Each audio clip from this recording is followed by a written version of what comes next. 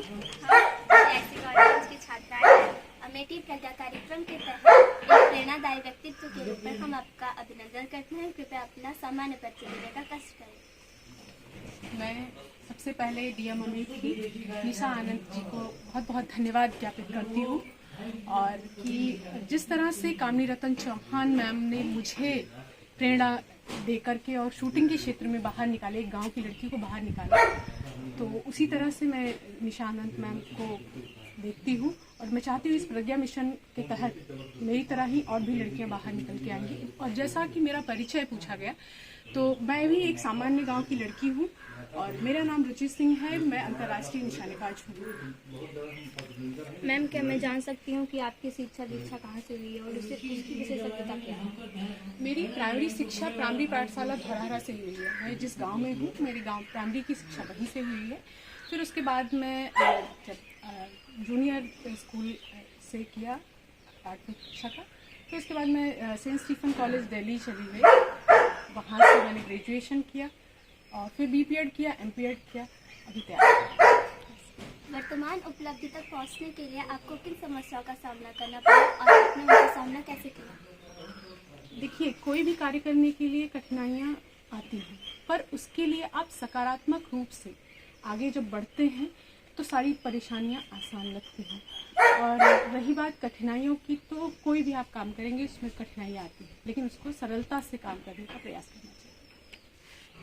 Ma'am, आप बता सकते हैं कि समाज में बालिकाओं को मैम किन समस्याओं और भेदभाव का सामना करना पड़ रहा है, तो उनका समाधान क्या हो सकता है? पहले के ज़माने में भेदभाव होता था, पर अब आज की नारी सकारात्मक है, सुदृढ़ है, खुद पे सक्षम है। और पहले की माताएं पढ़ी लिखी इतनी नहीं होती थी, बट आज की माताएं पढ़ी लिखी जागरूक हैं, पेरेंट्स भी जागरूक हैं और वो अपने बच्चियों को अच्छा भविष्य देने का कार्य भी कर रहे हैं। आप अपने विशिष्ट कला क्षेत्र में बालिकाओं का मार्गदर्शन करें। मैं लड़कियों को ये कहना चाहती हूँ कि आप अपने सपनों को, कोई भी सपना हो, उसे सकारात्मक रूप से एक आयाम दें और उस पर जो भी त्रुटियां हो उस पर आप। और मैं चाहती हूँ कि जिस तरह से मैं शूटिंग क्षेत्र में आई हूँ, ऐसे ही हमारे अमेठी क्षेत्र की लड़कियां भी शूटिंग में आए। और मैं ये भी चाहती हूँ कि अगर वो शूटर नहीं बनना चाहती या अगर कोई और प्लेयर बनना चाहती हैं, तो या पढ़ाई करना चाहती हैं, आईएएस बनना चाहती हैं, तो उस पर वो काम करें। मैम, आप वर्तमान में हम जो बालिकाएं हैं उनको मैम कौन सा अवसर मिलता है जिससे वो अपना करियर बना सकें? देखिए, भारत सरकार द्वारा बहुत सारी योजनाएं चलाई जा रही हैं, पढ़ाई से लेकर के खेल तक।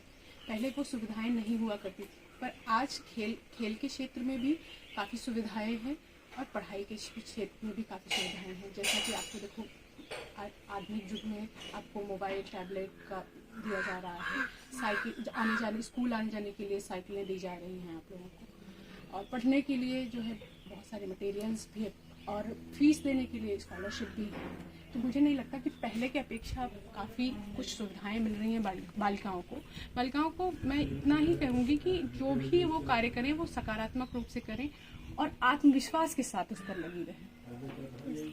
बालिकाओं को शारीरिक मानसिक रूप से सशक्त बनने और उनके सर्वांगीण विकास के लिए कृपया अपने सुझाव दें। शारीरिक विकास के लिए रोज योगा करना चाहिए और मानसिक विकास के लिए मेडिटेशन करना चाहिए। मेडिटेशन एक ऐसी चीज़ है जो आपको पढ़ाई से लेकर के खेल या किसी भी क्षेत्र में आपको फोकस करता है, आपको एक एकाग्रता देता है, तो आप मेंटली स्ट्रांग होते हैं और बाहर के स्ट्रेस को झेलने की क्षमता को बढ़ाता है।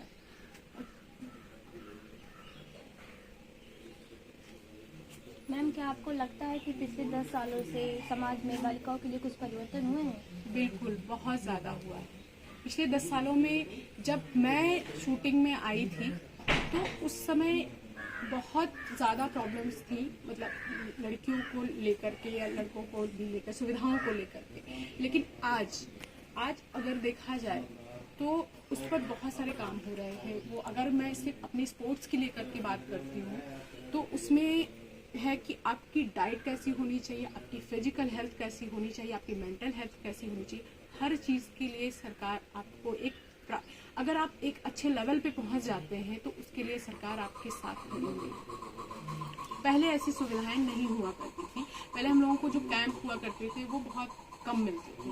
अब कैंप बहुत ज़्यादा मिलते हैं, बहुत ज़्यादा अपॉर्चुनिटी आई है।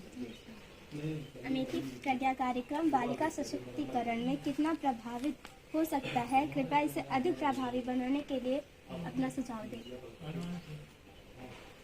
हाँ, बहुत अच्छा क्वेश्चन है ये। प्रज्ञा मिशन जो मैम ने चलाया है, और मैं जहाँ तक सोच पा रही हूँ, लड़कियों के लिए एक बहुत अच्छी अपॉर्चुनिटी आई है।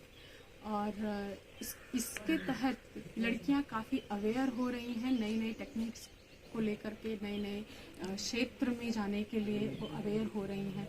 जैसे कि मेरा स्पोर्ट्स है, कोई ऐसे IAS है, हमारे अपने ही डिस्ट्रिक्ट में बहुत सारी BCS लड़कियां भी निकल के आई हैं। और मैम बता सकती हैं, मैम संदेश देना चाहती हैं अपनी बालिकाओं को, मैम खासकर ऐसी बालिकाओं को जो मैम ग्रामीण क्षेत्र में रहती हैं और उनके कम संसाधन हैं, मैम उनके लिए आप क्या संदेश देना चाहती हैं? देखिए, कम संसाधनों में भी हम अपनी जहाँ चाह वहाँ राह, अगर हमने संकल्प कर लिया है कि हमें कुछ करना है तो अभाव में भी हम बहुत सारी चीज़ों को उपलब्ध कर सकते हैं। जैसे कि मैंने 2005 में जब शूटिंग शुरू करा तब हमारे पास पिस्टल तक नहीं थी, कोई साधन नहीं था, कोई टेक्निक नहीं थी, कोई बताने वाला नहीं था कि शूटिंग कैसे की जाती है। और उस टाइम पे मैं ईंट से अपने हाथ को होल्ड करती थी, अपने आप को बैलेंस करती थी। घर में पिताजी थे तो उनसे योगा सीखना, शूटिंग के लिए क्या क्या बेहतर हो सकता है उस पर काम करना। तो कोई चीज़, मतलब जब आपके अंदर चाह होगी तो अपने आप छोटे संसाधनों में भी हम बहुत बड़ी बड़ी चीज़ों को हासिल कर सकते हैं।